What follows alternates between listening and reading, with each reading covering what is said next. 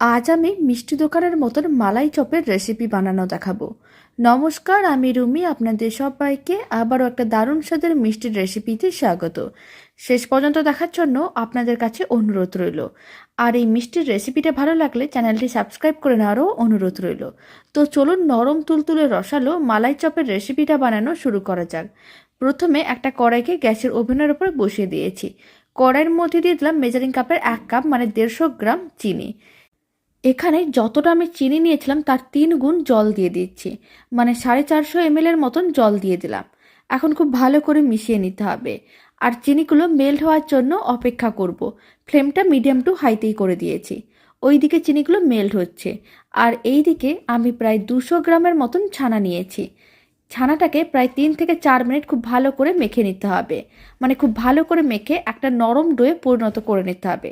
এতে মিষ্টিগুলো খুব সুন্দরভাবে রেডি হবে আর খেতেও ভীষণ ভালো লাগবে। 4-5 মিনিটের মতন খুব ভালো করে মেখে নিয়েছিলাম। আপনারা দেখুন ছানার ডোটা বেশ নরম হয়ে গেছে আর একেবারে মসৃণ হয়ে গেছে, কোনো রকম ছানার দলা আর নেই।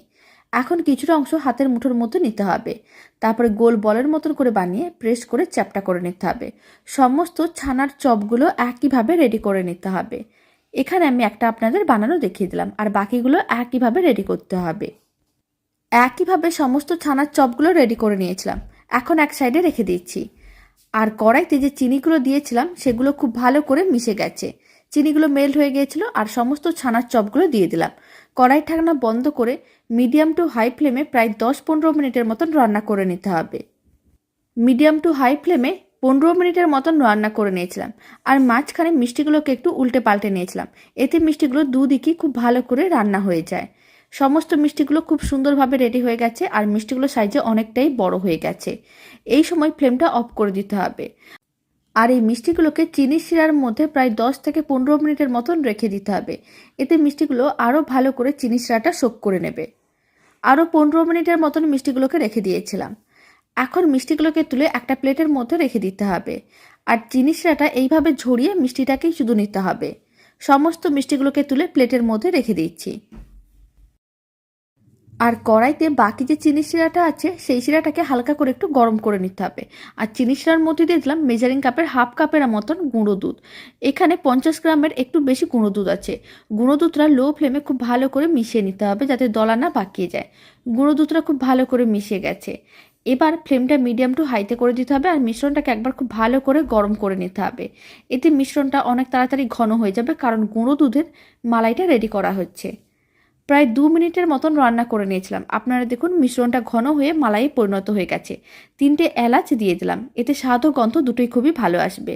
ফ্লেমটা অফ করে দিতে হবে, মালাইটা রেডি হয়ে গেছে।